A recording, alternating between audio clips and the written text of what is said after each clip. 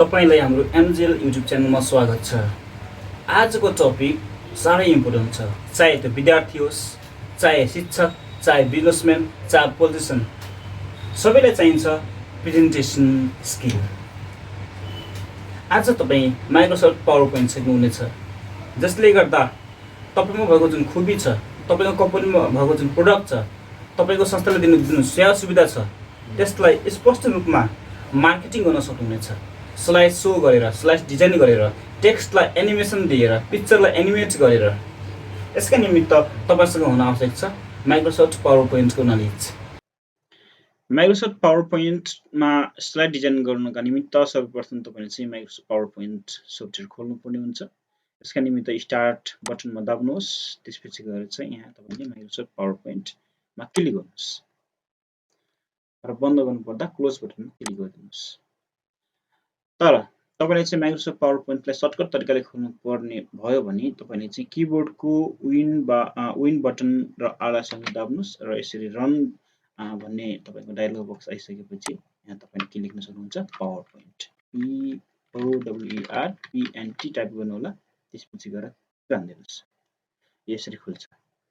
अब यो new स्लाइडमा click गर्ने बित्तिकै तपाईको स्लाइडहरु यहाँ थपिन्छन्। हामीले 5 वटा स्लाइड चाहिएको छ भने अहिले भनेपछि तपाई ब्ल्याङ्कमा क्लिक गर्नुस्, हैन। आवश्यकता अनुसार तपाईले यो डिजाइनहरुलाई पनि प्रयोग गर्न सक्नुहुन्छ, तर ब्ल्याङ्कमा क्लिक गर्दा चाहिँ ब्ल्याङ्क आउँछ र यसमा आफ्नो डिजाइन तपाईले ल्याउन सक्नुहुन्छ, है त। यो ब्ल्याङ्क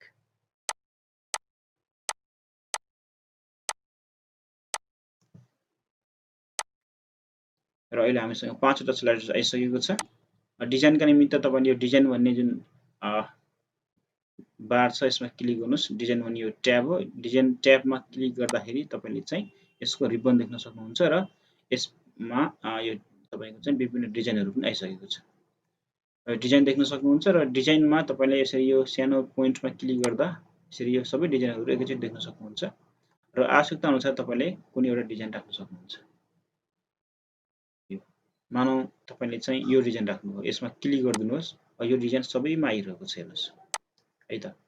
यो डिजाइनलाई अलिकति मोडिफाई गर्नका निमित्त तपाईले यहाँ ब्याकग्राउन्ड स्टाइलमा क्लिक गर्नुहोस्, त्यसपछि गएर आवश्यकता अनुसार तपाईले चाहिँ कलर चेन्ज गर्न सक्नुहुन्छ, हेर्नुस्। अहिलेको लागि मैले यो डिजाइन राखेको छु, है। सबै स्लाइडमा यही डिजाइन आयो। तर तपाईले चाहिँ फ्रक स्लाइड्समा फ्रक डिजाइन राख्न चाहनु भयो भने त्यसको लागि चाहिँ यस्तो गर्नुपर्ने हुन्छ। जुनमा तपाईले डिजाइन राख्नु मन हुन्छ त्यसमा क्लिक गर्नुस्। अहिले मैले स्लाइड नम्बर 2 मा क्लिक गरे, है। क्लिक गरिसकेपछि पुनः यो डिजाइन ट्याबमा क्लिक गरेर चाहिँ यो तपाईको चाहिँ जुन डिजाइनहरु छ त्यसलाई म हेर्दै छु। मानौ तपाईलाई यो डिजाइन मन पर्यो, हैन। यसमा राइट क्लिक गर्नुस्, यो डिजाइनमा राइट क्लिक गर्नुस् र राइट क्लिक गरिसकेपछि apply to selected slides. Selected slides जस्तै हामीले स्लाइड नम्बर 2 लाई सिलेक्ट गरेका छौं भने स्लाइड नम्बर 2 मा यो डिजाइन आउँछ, बाँकीमा आउँदैन, है। अप्लाई टु सिलेक्टेड स्लाइडमा मैले क्लिक गर्ने। अब यो दोस्रो फरक पर्यो, हेर्नुस्, हैन। बाँकी 4 वटामा सेम डिजाइन छ। अब तेस्रो स्लाइडमा डिजाइन चेन्ज गर्न मन लाग्यो भने तपाईले गर्न सक्नुहुन्छ। त्यसैमा क्लिक गर्नु होला। क्लिक गरिसकेपछि तपाईले चाहिँ कुनै एउटा डिजाइन चेन्ज गर्न सक्नुहुन्छ। मलाई यो डिजाइन राख्नु मन लाग्यो, यसमा राइट क्लिक गर्नुस् अनि अप्लाई टु सिलेक्टेड स्लाइड गर्नुस्। यसमा क्लिक गर्नुस्। अब यो तेस्रो स्लाइड पनि डिफरेन्ट भयो, है त। अब यसको पनि कलर चेन्ज गर्न मन लाग्यो तपाईलाई भनेपछि चाहिँ यसमा क्लिक गरिराख्नुस् र यसमा तपाईले चाहिँ यो ब्याकग्राउन्ड स्टाइलमा गएर चाहिँ चेन्ज गर्न सक्नुहुन्छ, यो तरिकाले। अहिलेको लागि मैले यो राखिदिएको छु, हैन। म स्लाइड नम्बर 4 मा गएको छु र यसमा तपाईले चाहिँ अलिकति भिन्दै टाइपले चाहिँ डिजाइन गर्न मन लाग्यो तपाईलाई। यसको निमित्त चाहिँ तपाईले यो तपाईको ब्याकग्राउन्ड स्टाइलमा जानुहोस्, हैन। र यसमा गइसकेपछि यो तपाईको फर्मेट ब्याकग्राउन्ड है, एकदमै इम्पोर्टेन्ट छ। अलिकति चाहिँ कम्प्युटरमा भएको डिजाइन भन्दा भिन्नै डिजाइन तपाईलाई राख्न मन लाग्यो, हैन। जुन अलरेडी रेडीमेड डिजाइन छ त्यो भन्दा भिन्दै राख्न मन लाग्यो भने फर्मेट ब्याकग्राउन्ड डिजाइनमा चाहिँ क्लिक गर्नुहोस्। यसमा क्लिक गर्ने बित्तिकै तपाईको चाहिँ यस्तो अप्सनहरु आउँछ, है त। अब यसमा तपाईले यस्तै सोलिड फिलमा क्लिक गर्नुभयो भने चाहिँ, हैन, यो सोलिड फिल कलर कुन तपाईको छ पिली कलर देखेको छ। आवश्यकता अनुसार तपाईले ब्ल्याक राख्न सक्नुहुन्छ, हैन। त्यस्तै गरेर तपाईलाई ग्रेडियन्ट फिल भने 2 वटा कलर राख्न सक्नुहुन्छ। ग्रेडियन्ट 2 वटा कलरमा जस्तै तपाईको चाहिँ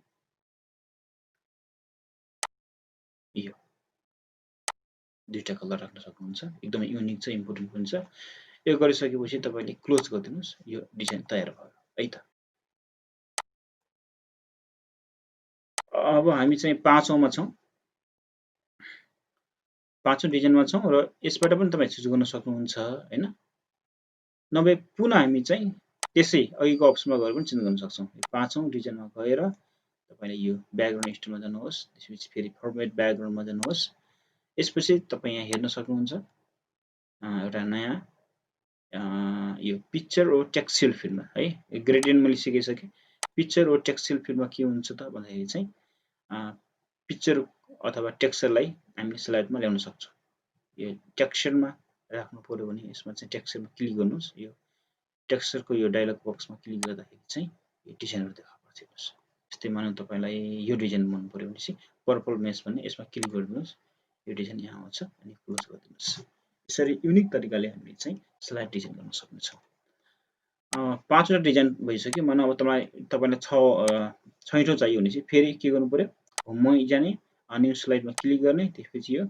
ब्ल्याङ्क भन्ने हुन्छ हो यो ब्ल्याङ्कमा क्लिक गरिदिनुस् यो ब्ल्याङ्क आयो हैन यसको डिजाइन तपाईलाई चेन्ज गर्न मन लाग्यो भने चाहिँ है फेरि कहाँ जानु पर्यो डिजाइनमा जानु पर्यो अनि ब्याकग्राउन्ड स्टाइलमा जानु पर्यो त्यसपछि गएर फर्मेट ब्याकग्राउन्डमा जानु पर्यो है त्यसपछि गएर यो तपाईको यो पिक्चर र टेक्सचर फिल भन्ने छ यसमा तपाईले अर्को राख्न सक्नुहुन्छ जस्तै तपाईलाई यो मन पर्यो भने यो राख्न सक्नुहुन्छ अनि यसलाई क्लिक गर्नुस् क्लोज गरिदिनुस् यो हेर्नुस् यसरी हामीले डिजाइनहरु राख्न सक्छौं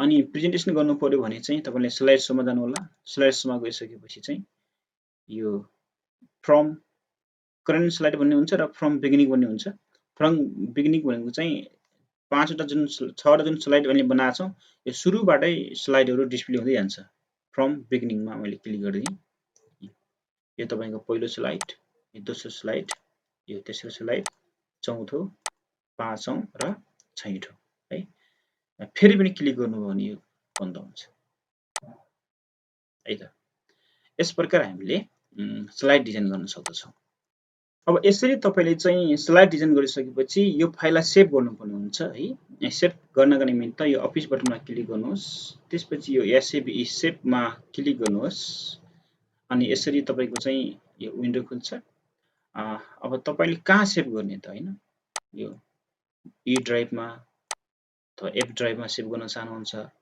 हैन अथवा तपाईले डेस्कटपमा पनि सेभ गर्न सक्नुहुन्छ अहिलेको लागि मैले चाहिँ डेस्कटपमा सेभ गरिरहेको छु है यो मैले डेस्कटपमा क्लिक गर्छु डेस्कटप भनेको चाहिँ बाहिर सी ड्राइभ भित्रको चाहिँ बाहिरको जुन तपाईको डेस्कटप एरिया छ त्यहाँ सेभ हुन्छ अनि यहाँ तपाईले चाहिँ लेख्न सक्नुहुन्छ है आफ्नो प्रेजेन्टेसनको नाम हैन जस्तो मैले चाहिँ MGL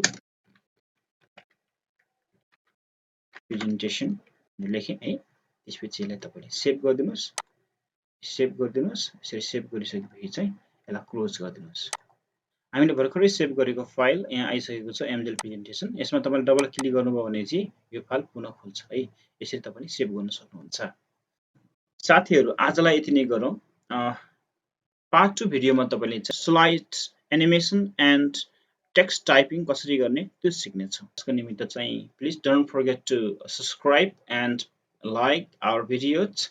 Also don't forget to press on bell button so that you get part of video instantly. Thanks for watching. Bye for now.